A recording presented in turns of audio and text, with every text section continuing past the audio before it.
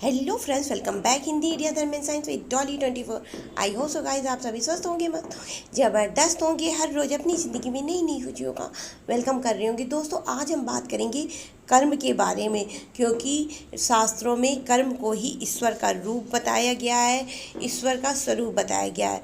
तो इसी पर चर्चा करेंगे। लेकिन उससे पहले गाइस, अगर आपने मेरा चैनल अभी तक सब्सक्राइब ना किया हो तो प्लीज़ सब्सक्राइब माई चैनल। अब बात करते हैं कर्म के बारे में।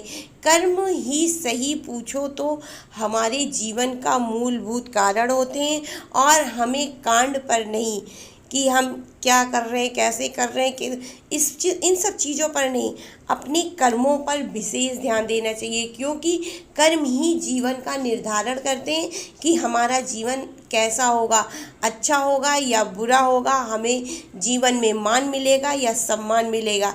इसके अलावा कर्मों से मुक्ति पाना भी जीवन का एक मूलभूत कारण है। हम सभी मानव जाति में धर्म लेकर के अपने कर्मों से उद्धार होने के लिए ही कर्म करते हैं, क्योंकि कर्म किसी एक जन्म का नहीं होता है।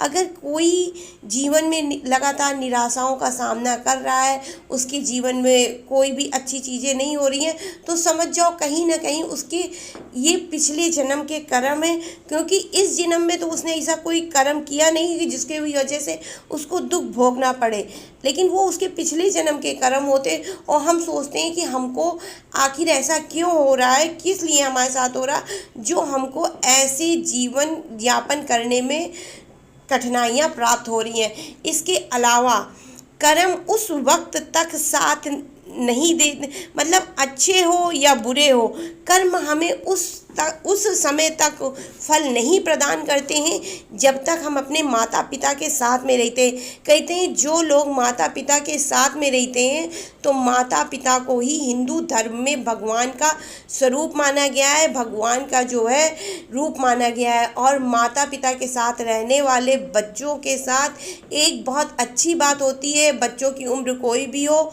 उससे कोई मतलब नहीं, लेकिन जो लोग अपने माता पिता के साथ रहते हैं, कहते हैं उनके साथ साक्षात भगवान रहते हैं। माता पिता अपने बच्चों के बारे में सदैव अच्छा सोचते हैं और उनके लिए प्रार्थना करते हैं, तो जिससे उनके बच्चों पर आने वाली विपत्ति बच्चों पर नहीं आती है, क्योंकि माता पिता अपनी प्रार्थना और दुआओं से उनका अंत कर देते हैं। इसके अलावा कर्म का फल जो देवता देते हैं वो होते हैं शनिदेव। शनिदेव भगवान की कृपा से, भगवान शिव की कृपा से, भगवान शिव ने ही शनिदेव को ये वरदान प्राप्त किया है कि वो न्याय के देवता बने, और इसमें भगवान शिव के साथ माता पार्वती तथा अन्य देवताओं की भी सहमति प्राप्त होती है।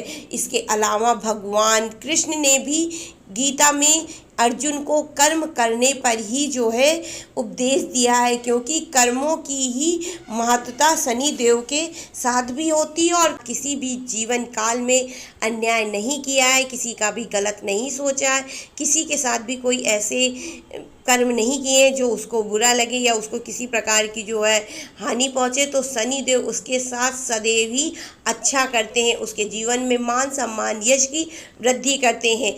गीता में श्री कृष्ण भगवान ने भी अर्जुन को कर्म प्रधान बनने की ही प्रेरणा दी है। इसके अलावा उन्होंने ये कहा है कि अपने कर्मों को ही अपना भगवान मान के निस्वार्थ भाव से कर्म करो, उसके फल की चिंता मत करो। अगर तुम कर्म करोगे तो वो ऊपर बैठा ईश्वर तुम्हारे कर्मों के अनुसार ही तुमको फल अवश्य देगा।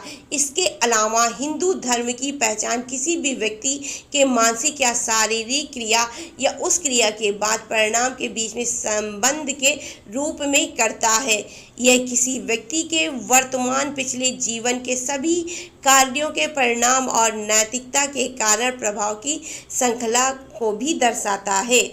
जानबूझकर दूसरों को नुकसान पहुंचाना, यदि आप ये कर्म करते हैं तो उसका फल भी आपको भुगतना पड़ेगा इसी जीवन काल में।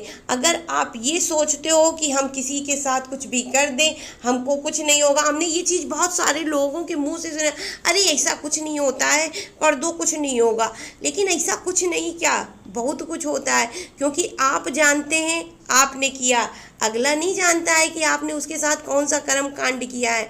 लेकिन ऊपर जो ईश्वर बैठा है ना, उसकी आंखें सदैव खुली रहती हैं। अच्छा करोगे तो भी वो देखेगा, बुरा करोगे तो भी वो देखेगा, और वही आपके जीवन का निर्धारण करती है। कर्म 3 प्रकार के होते हैं। संचित कर्म, पूर्व जन्म में किए हुए कर्म को संचित कर्म कहा जाता है, जो कि आपको दोबारा जन्म लेने के बाद उन कर्मों का भुगतान करना पड़ता है, और वो संचित कर्म के अंतर्गत आते हैं। ज़रूरत से ज़्यादा दुख प्राप्त होना, ज़रूरत से ज़्यादा सुख प्राप्त होना, ये कहीं ना कहीं आपके पूर्व जन्म का ही नतीजा होता है।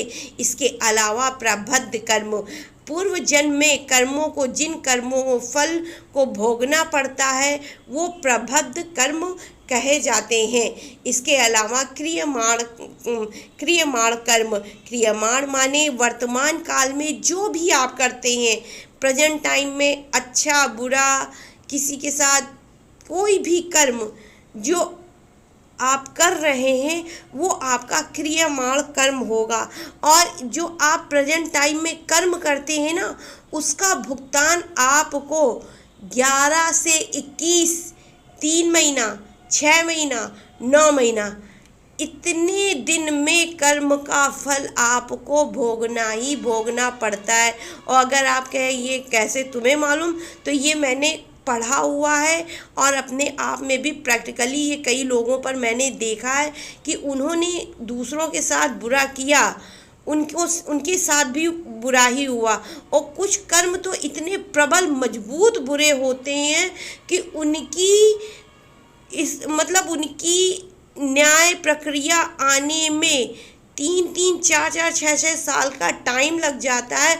लेकिन हाँ, वो कर्म वापस उनके पास लौट करके आता जरूर है। और प्रकृति का ये नियम है, हम किसी के साथ जैसा करते हैं वैसा ही हमारे साथ वापस आता है। एक के बाद दूसरा, तीसरा, चौथा कर्म करते रहना, ना वो ही हमारे जीवन की दिशा को निर्धारित करता है, और वही हमारा जीवन बनाती है। अच्छा कर्म करेंगे तो आपके पास अच्छी चीज़ें आएंगी। अगर आप बुरा कर्म किसी के साथ करते हैं तो आपके पास वो इंसान हो सकता है आपकी लाइफ से चला जाए, आपके साथ ना रहे, लेकिन उसके बदले में कोई दूसरा आपके साथ बुरा करने जरूर आता है। अगर आप किसी के साथ अच्छा करते हैं तो आपके पास कोई दूसरा जरूर से जरूर अच्छा करने आएगा जरूर। और यही हमारे जीवन की दिशा निर्धारित करती है एवं दिशा बताती है। अगर आपको मेरा चैनल पसंद आए या आपको मेरी वीडियो पसंद आए तो please like, share and comment my channel, और प्लीज़ सब्सक्राइब भी ज़रूर करिएगा। तो राधे राधे गाइस।